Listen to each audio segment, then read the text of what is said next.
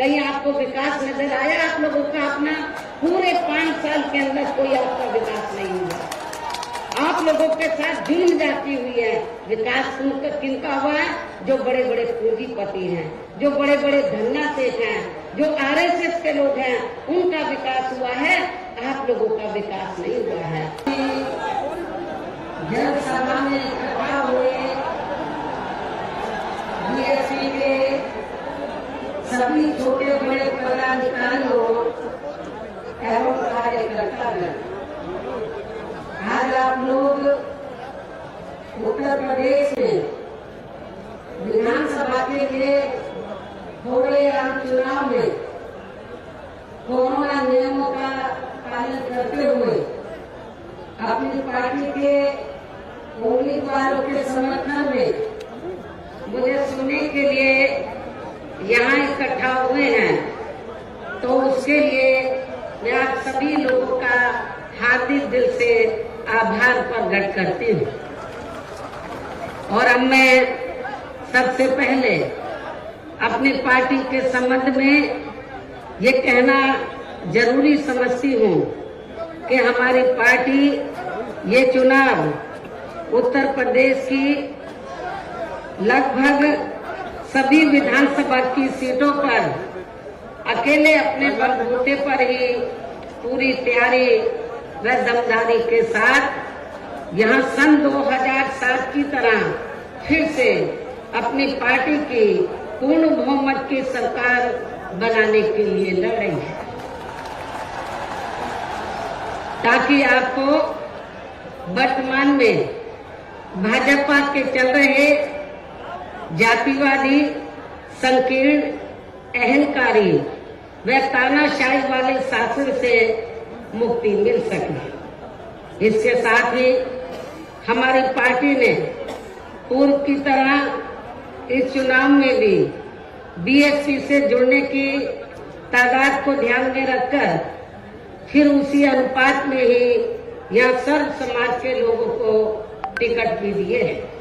और अब इस चुनाव में आप लोगों को अपना वोट कांग्रेस, बीजेपी, सपा व अन्य विरोधी पार्टियों को न देकर केवल अपनी एकमात्र हितैषी पार्टी बीएसपी को ही देना क्यों जरूरी है, इसे आप लोगों को समझना होगा।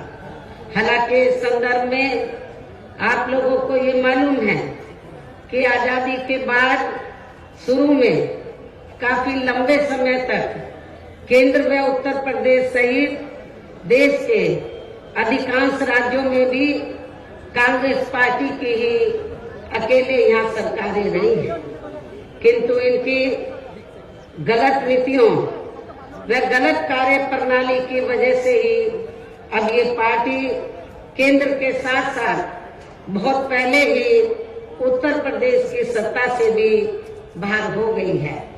इसके साथ ही ये पार्टी जबरदस्त जातिवादी होने के कारण शुरू से ही हर मामले में यहाँ दलित, आदिवासी व अन्य पिछड़ा वर्ग विरोधी पार्टी भी रही है और अभी भी है, जिस कारण केंद्र में रही इस कांग्रेस पार्टी की सरकार ने इन वर्गों के मसीहा व भारतीय संविधान के मूल निर्माता परम पूज्य बाबा साहब डॉक्टर भीमराव अंबेडकर को भारत रत्न की उपाधि से भी सम्मानित नहीं किया था, जिसके लिए वो हर प्रकार से पात्र भी थे।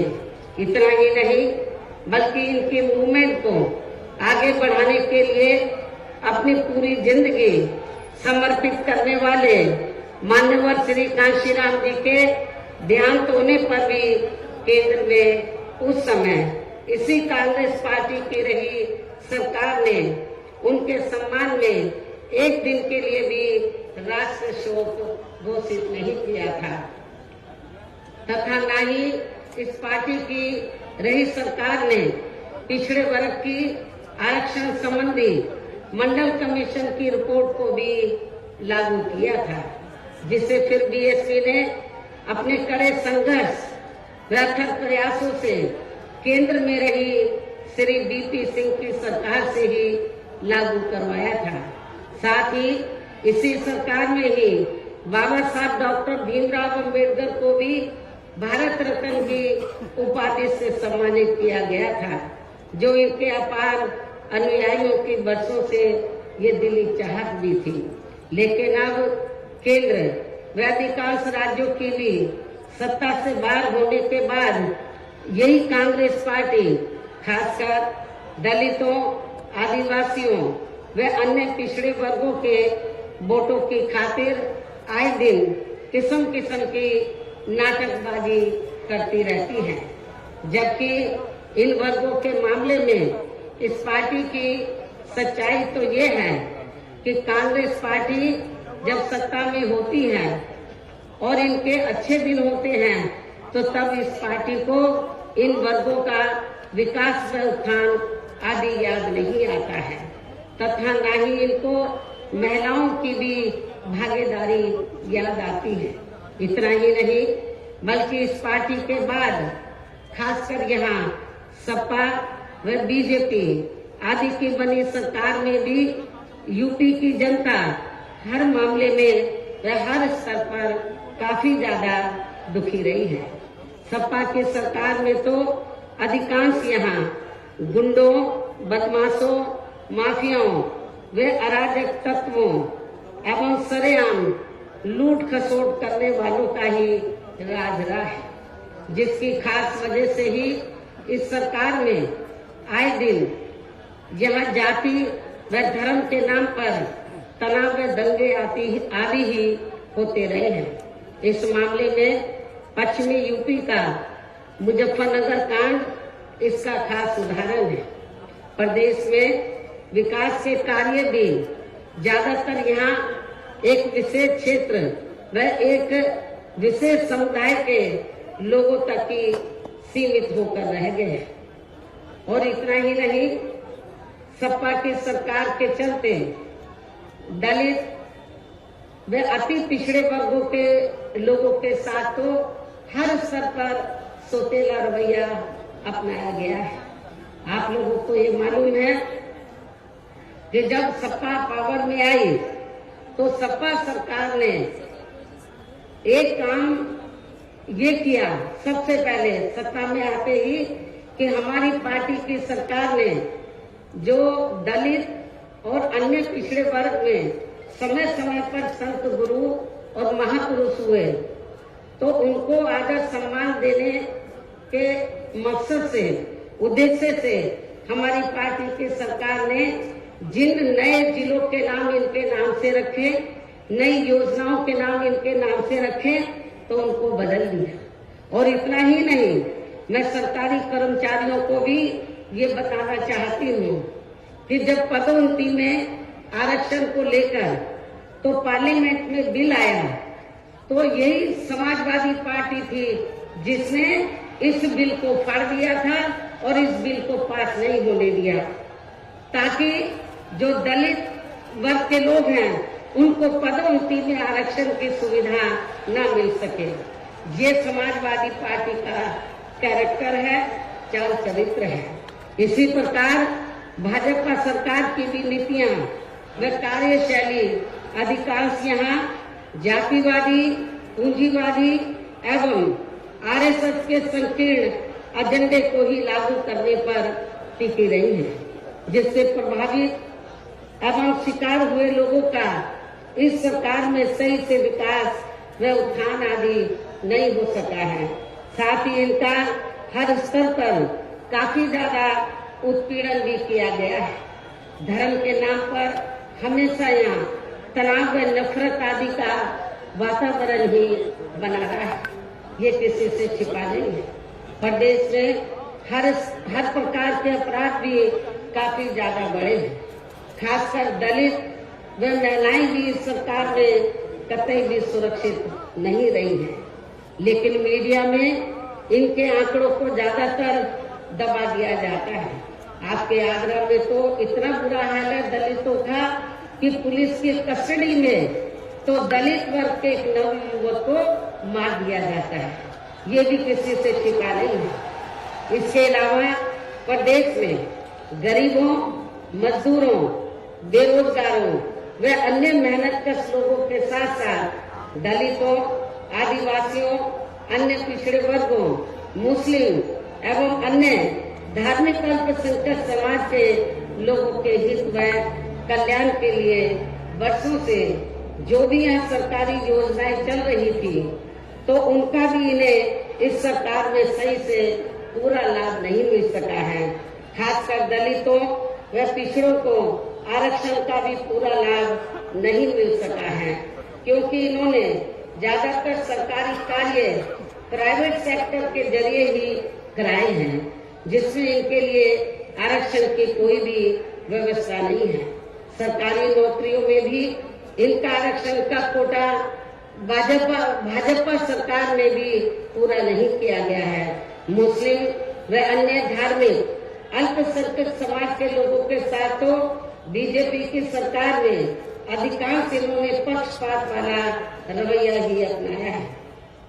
इतना ही नहीं, बल्कि इस बार बीजेपी की सरकार में अपर कास्ट समाज में से विशेषकर प्रबुद्ध वर्ग भी हर मामले में अपने आप को काफी ज्यादा उपेक्षित रहा है। इसके अलावा इनकी गलत आर्थिक नीतियों के कारण यहाँ गरीबी, बेरोजगारी व महंगाई आदि भी काफी ज्यादा बढ़ी है। खासकर चुनाव घोषित होने से पहले तो डीजल, पेट्रोल व रसोई गैस आदि की आए दिन बढ़ी कीमतों ने भी जनता की काफी ज्यादा मुश्किलें बढ़ाई हैं, और ऐसा लगता है कि चुनाव खत्म होने के बाद पुनः इनकी कीमतें बढ़ा दी जाएंगी। इसके साथ साथ उत्तर प्रदेश सहित पूरे देश के किसान भी केंद्र सरकार की गलत नीतियों के कारण काफी ज्यादा दुखी व परेशान रहे हैं, और अभी भी परेशान हैं। प्रदेश में बेरोजगार लोगों को रोजगार नहीं मिलने के कारण ही ज्यादातर इनको पलायन भी करना पड़ा है। आप लोगों को ये मालूम है, आजादी के बाद कांग्रेस पार्टी लंबे अरसे तक यहाँ सत्ता में रही, लेकिन यहाँ रोटी रोटी के साधन नहीं मिलने के कारण बड़े पैमाने पर इनका पलायन हुआ। ये लोग पलायन करके चले गए, और इसके साथ ही जब बीजेपी पावर में आई तो आप लोगों को मालूम है कि ये सिलसिला जारी रहा, और कोरोना काल में जो लोग बाहर के राज्यों से वापिस आ गए, जब उनको रोटी रोटी के साधन नहीं मिले तो उन्हें पुनः पलायन करना पड़ा। मुजफ्फरनगर में भी बड़े पैमाने पर सपा सरकार में लोगों को पलायन करना पड़ा। तो ये तीनों पार्टियों की जो सरकारें हैं, चाहे कांग्रेस सत्ता में रही हो, चाहे समाजवादी पार्टी, चाहे बीजेपी, इन सभी पार्टियों की सरकारों में किसी न किसी कारणवश जो दुखी पीड़ित लोग हैं, खासकर बेरोजगार लोग हैं, उनको पलायन करना पड़ा है। इस प्रकार से इन सभी विरोधी पार्टियों की रही सरकारों में शुरू से ही यहाँ यूपी की जनता काफी ज्यादा दुखी व परेशान रही है। खासकर कोरोना महामारी के दौरान तो इन सभी की हालत और भी ज्यादा खराब हो गई है। ऐसे में इन सभी विरोधी पार्टियों की रही सरकारों से निजात पाने के लिए अब इस चुनाव में यहाँ प्रदेश की जनता को अपनी एकमात्र विदेशी पार्टी बहुजन समाज पार्टी की ही सरकार बनाना बहुत जरूरी है, जिसने अपने चारों रहे शासनकाल के दौरान बिना पक्षपात व भेदभाव आदि के यहाँ कमजोर एवं उपेक्षित वर्गों के लोगों के साथ साथ सर्व समाज में से गरीबों, मजदूरों, बेरोजगारों, किसानों, व्यापारियों, कर्मचारियों, वकीलों एवं अन्य मेहनतकश लोगों के साथ ही युवाओं, छात्रों, महिलाओं व बुजुर्गों आदि के भी विकास एवं उत्थान के लिए अनेक ऐतिहासिक एवं महत्वपूर्ण कार्य किए हैं। इसके अलावा बीएसपी की रही सरकार में दलित एवं अन्य पिछड़े वर्गों में जन्मे अपने महान संतों, गुरुओं व महापुरुषों आदि को भी विभिन्न रूपों में पूरा पूरा आदर सम्मान दिया गया है। जिनकी यहाँ सभी विरोधी पार्टियों की रही सरकारों में काफी ज्यादा उपेक्षा की गई है। इसके साथ साथ बीएसपी की सरकार में पूर्व की तरह ही यहाँ सभी वर्गों, धर्मों व विभिन्न क्षेत्रों में लगे लोगों के हितों में भी फिर से ऐतिहासिक कार्य किए जाएंगे। प्रदेश में विशेषकर गरीबी व बेरोजगारी आदि को दूर करने के लिए जरूरी कदम उठाए जाएंगे और ये हमारी सरकार का इस बार भी मुख्य एजेंडा होगा। साथ ही किसी भी मामले में किसानों को भी निराश नहीं होने दिया जाएगा। इसके अलावा आपके इस क्षेत्र के जो भी आपके आगरा मंडल में तो सभी जिलों में जो भी स्थानीय समस्याएं होंगी तो उन्हें भी जरूर दूर किया जाएगा। वैसे आप लोगों को मालूम है कि आगरा और फिरोजाबाद में तो जो यहाँ स्थानीय कारोबार चल रहे हैं इनकी कुछ समस्याएं हैं तो उनको भी दूर किया जाएगा। ये भी मैं आप लोगों को विश्वास दिलाना चाहती हूँ। साथ ही केंद्र व यूपी सरकार के भी विवादित, इसके साथ ही केंद्र व यूपी सरकार के भी विवादित नियमों व कानूनों को यहाँ जल्दी से लागू नहीं होने दिया जाएगा। इतना ही नहीं बल्कि बीएसपी की रही सरकार में जिन महान संतों, गुरुओं एवं महापुरुषों आदि के आदर सम्मान में व उनके नाम पर जनहित की जो अनेकों योजनाएं शुरू की गई थी, साथ ही नए जिलों के नाम भी रखे गए थे, तो उन्हें अधिकांश, जैसा कि मैंने आप लोगों को बताया कि उन्हें अधिकांश सपा सरकार द्वारा बदल दिया गया है, जिससे उनके प्रति इनकी हीन व जातिवादी मानसिकता भी साफ झलकती है तथा जिन्हें फिर बीएसपी की सरकार बनने पर जरूर बहाल कर दिया जाएगा। इसके साथ साथ बीएसपी की नई सरकार में सर्व समाज के व विभिन्न क्षेत्रों में लगे लोगों के हितों में जो अनेकों महत्वपूर्ण व ऐतिहासिक फैसले लिए गए थे, जिन्हें सत्ता परिवर्तन होने पर बाद में सपा व बीजेपी की सरकार ने ज्यादातर दरकिनार कर दिया है, तो उन्हें भी फिर से शुरू किया जाएगा।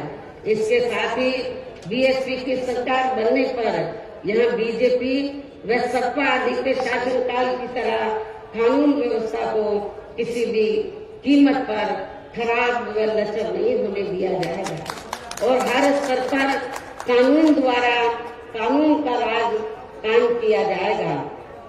जाति व धर्म के नाम पर यहाँ लोगों का किसी भी प्रकार से शोषण व उत्पीड़न आदि नहीं होने दिया जाएगा। खासकर कानून व्यवस्था को बेहतरीन बनाने के लिए विशेष अभियान के तहत व दलगत राजनीति से ऊपर उठकर यहाँ गुंडों, बदमाशों, माफियाओं व अन्य आपराधिक एवं अराजक तत्वों को भी जेल की सलाखों में ही भेजा जाएगा। जहां मेरी सरकार में इनकी जेल के बाहर नहीं बल्कि जेल के अंदर ही सही जगह होती है। इतना ही नहीं बल्कि जाति, धर्म व राजनीतिक द्वेष की भावना के तहत जिन लोगों को खासकर धरना प्रदर्शन आदि के नाम पर जबरदस्ती गलत धाराओं में फंसाकर उन पर अनेकों केस चलाए हुए हैं वर्तमान भाजपा सरकार में, तो उन मामलों की भी सही से जांच करा के उनके केस भी खत्म किए जाएंगे। अर्थात वर्तमान भाजपा सरकार में प्रदेश की जेलें जो अधिकांश ऐसे लोगों से भर दी गई हैं, तो उन्हें खाली करा के केवल यहाँ आपराधिक तत्वों को ही रखा जाएगा। इसके अलावा प्रदेश में खासकर शिक्षा के क्षेत्र में व अन्य और विभागों के भी कर्मचारी जो आए दिन अपनी मांगों को लेकर धरना प्रदर्शन एवं हड़ताल आदि करते रहते हैं, तो उन सभी मामलों को निपटाने के लिए एक आयोग का गठन किया जाएगा और उनकी सही मांगों को मान लिया जाएगा। इसके साथ ही यहाँ मैं ये भी कहना चाहती हूँ कि कुछ महीने पहले मैंने दिनांक 7 सितंबर को प्रबुद्ध वर्ग की सुरक्षा, सम्मान व तरक्की आदि को लेकर किए गए सम्मेलन में तथा इसके बाद दिनांक 9 अक्टूबर को मान्यवर श्री कांशीराम जी की पुण्यतिथि के मौके पर भी मैंने सर्वजन हिताय व सर्वजन सुखाय को लेकर जो भी कार्य करने के लिए कहा है तो उन पर भी जरूर अमल किया जाएगा। लेकिन ये सभी कार्य करने के लिए इस चुनाव में यहाँ बीएसपी की सरकार बनाना बहुत जरूरी है, जिसके लिए पार्टी के लोगों को वोट पड़ने तक यह सभी विरोधी पार्टियों के साम दाम दंड भेद आदि हथकंडों से भी जरूर सावधान रहना है। और इस मामले में विरोधी पार्टियां चुनाव होने से कुछ समय पहले या चुनाव के दौरान भी खासकर अपने अपने पक्ष में हवा बनाने के लिए मीडिया व ओपिनियन पोल एवं सर्वे आदि का जो बड़े पैमाने पर गलत इस्तेमाल करती हैं, तो उससे आप लोगों को बिल्कुल भी गुमराह नहीं होना है। ये बात मैं आपको बार बार कहती रही हूँ और आज फिर दोहराना चाहती हूँ। इतना ही नहीं बल्कि इस बार कुछ जातिवादी मीडिया ने इस चुनाव में हमारी पार्टी के लोगों का मनोबल गिराने में भी ये कहकर कोई कसर नहीं छोड़ी है कि इनके नेता कहीं नजर नहीं आ रही है। ये आए दिन मीडिया में इसको न्यूज को फ्लैश करते रहे, जबकि इस मामले में हकीकत तो ये है कि देश में शुरू में फैले कोरोना का प्रकोप थोड़ा कम होते ही मैं दिल्ली से लखनऊ आ गई थी और पिछले लगभग 1 साल से मैं लखनऊ में ही रहकर अपनी पार्टी को मजबूत बनाने के कार्य में लग गई थी। इसके साथ ही इस कार्य में यहाँ ज्यादा ध्यान देने की वजह से मैंने पिछले 1 वर्ष से बाकी राज्यों का भी कार्य लखनऊ से ही देखा है और 1 वर्ष में केवल मैं 2 दिन के लिए दिल्ली गई थी। 1 वर्ष में केवल मैं 2 दिन के लिए दिल्ली गई थी जब मेरी मदर की मृत्यु हो गई थी और इस 1 वर्ष के दौरान मैंने यह पार्टी को फिर से पोलिंग बूथ स्तर तक कैडर के आधार पर यह सही से खड़ा किया है। आप लोगों को मालूम है कि पहले जो कमेटियां बनी थी तो ज्यादातर फर्जी थी। केवल हमारे लोग बता देते थे, नीचे के स्तर के पदाधिकारियों को खुद जाकर कमेटी नहीं बनाते थे। इस बार मैंने सख्त निर्देश दिए कि कमेटी सही होनी चाहिए और जो बड़े बड़े पदाधिकारी हैं वो भी जाकर कमेटी बनाएंगे, ये भी मैंने कहा। तो इस एक कहने का तात्पर्य यह है कि इस 1 वर्ष के दौरान मैंने यह पार्टी को फिर से पोलिंग बूथ स्तर पर कैडर के आधार पर यह सही से खड़ा किया है तथा सर्व समाज के काफी नए लोगों को भी तैयार किया है। इसके साथ ही पोलिंग बूथों की कमेटियों के बनने के बाद फिर मैंने अपने ज्यादातर निवास स्थान पर ही उनकी समीक्षा बैठकें भी की है और ये कार्य खत्म होने के बाद फिर मैंने इस बार उम्मीदवारों का चयन करने के मामले में भी विशेष ध्यान दिया है, क्योंकि इस मामले में पिछले चुनाव में हमारी पार्टी के कुछ वरिष्ठ नेताओं ने जो अधिकांश अब दूसरी पार्टियों में चले गए हैं, उन्होंने काफी विश्वासघात किया है। पिछले बार चुनाव में उन्होंने काफी विश्वासघात किया, न जातीय समीकरण का ध्यान रखा, बल्कि सुनने में तो ये आया कि दूसरी पार्टियों के उम्मीदवारों से साठगांठ करके हमारे नेताओं ने ज्यादातर डमी कैंडिडेट खड़े कर दिए, जिसकी वजह से पिछले विधानसभा चुनाव में हमारी पार्टी का अच्छा रिजल्ट नहीं आ सका। इस चीज का मैंने विशेष ध्यान दिया इस बात की तरफ और मैंने ये फैसला लिया कि इस बार मैं ये कार्य अपनी देखरेख में खुद करूंगी। 403 विधानसभा की सीटें हैं, एक एक सीट पर मैं उम्मीदवार से खुद मिली हूँ, अपने रेजिडेंस पर उनका पूरा परिचय लिया तो तब मैंने उनका टिकट फाइनल किया है। ताकि पिछले चुनाव की तरह हमारे साथ कोई धोखा न हो जाए।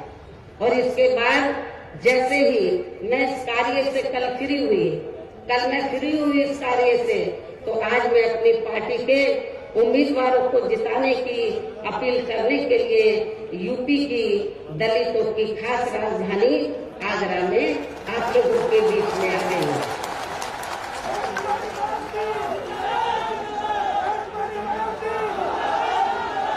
लेकिन मुझे भी पूरे यूपी में अपने खासकर दलित वर्ग के लोगों पर ये नाज है कि वे मीडिया के दुष्प्रचार पर कि इनके नेता कहाँ हैं, उससे कतई भी गुमराह नहीं हुए और अपने कार्य में पूरे जी जान से डटे रहे, जिसके कारण इस दौरान बाकी जातियों के लोग भी बीएसपी में बड़े पैमाने पर जुड़े हैं। जब वीकर सेक्शन के लोग, दलित वर्ग के लोग बड़े पैमाने पर कैडर के आधार पर जुड़े, जिसकी तरफ मैंने विशेष ध्यान दिया, तो फिर जो बाकी जातियां हैं वो भी बड़े पैमाने पर बीएसपी में जुड़ी है। और अब इस बार चुनाव में फिर से मैं मीडिया बंधुओं को ये बताना चाहती हूँ, जो ये गलत खबर दिखाते रहे कि बहन जी की तरह है, बहन जी इसी काम में लगी थी। इनको मैं बताना चाहती हूँ, चुनाव की तैयारी में लगी हुई थी। और अब मैं मीडिया बंधुओं को ये बताना चाहती हूँ कि अब इस बार चुनाव में फिर से सन 2007 की तरह बीएसपी का चौंकाने वाला रिजल्ट आएगा। ये भी मैं मीडिया बंधुओं को बताना चाहती हूँ। आप लोगों को याद होगा कि जब सन 2007 में विधानसभा का आम चुनाव हुआ था, तो उस दौरान मीडिया इस बात के चुनाव की तरह बीएसपी को कहीं आंकता नहीं था। और बीएसपी के बारे में क्या बोलता था, इनका ओपिनियन पोल, सर्वे आदि क्या बोलता था कि बीएसपी तीसरे नंबर पर रहेगी। जब रिजल्ट आया तो बीएसपी नंबर 1 पर आई और एब्सोल्यूट मेजॉरिटी की सरकार बनी। और मुझे तो लग रहा है ऐसा इस बार भी होने वाला है। मीडिया का ओपिनियन पोल, सर्वे आदि धरा का धरा रह जाएगा।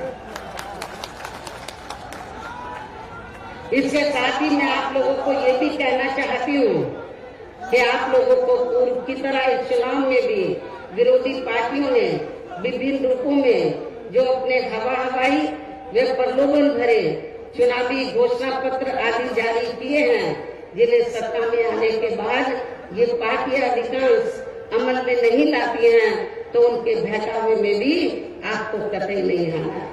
जबकि इस मामले में बीएसपी किसी भी चुनाव में विरोधी पार्टियों की तरह अपना कोई भी चुनावी घोषणा पत्र आदि जारी नहीं करती है, क्योंकि बीएसपी कहने में बहुत कम बल्कि कार्य करके दिखाने में ही ज्यादा विश्वास रखती है।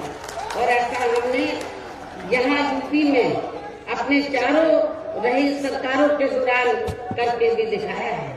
इतना ही नहीं बल्कि हमारी पार्टी के चारों रही सरकारों ने प्रदेश में बिगड़ी हुई कानून व्यवस्था को सुधारने के साथ साथ जो असंख्य के साथ प्रदेश के विकास एवं आम जनहित के लिए जो असंख्य अति महत्वपूर्ण कार्य किए हैं, वो अभी तक यहाँ किसी भी विरोधी पार्टी की सरकार ने नहीं किए हैं।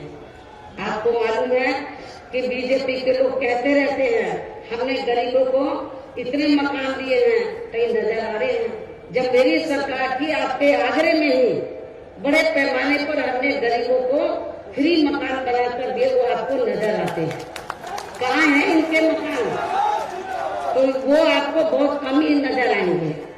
बल्कि और इतना ही नहीं, तो मैं जैसा कि आपको बताया कि हमारी सरकार ने प्रदेश के विकास एवं आम जनहित के लिए जो असंख्य अति महत्वपूर्ण कार्य किए हैं, वो अभी तक यहाँ किसी भी विरोधी पार्टी की सरकार ने नहीं किए हैं।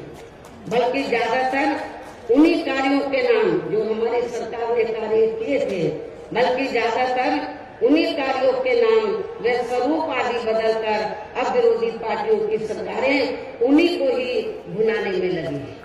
लेकिन उन कार्यों के प्रति इनकी नियत व सोच सही नहीं होने के कारण उससे भी ये पार्टियां, उसमें भी ये पार्टियां ज्यादा सफल नहीं हो पा रही हैं। इन्हीं जरूरी बातों के साथ ही हम मेरा यही कहना है कि आप लोगों को इस चुनाव में अपने हित व कल्याण के लिए या फिर से यूपी में बीएसपी की सर्व जन हिताय व सर्व जन सुखाय की नीतियों पर आधारित सरकार बनाना बहुत जरूरी है।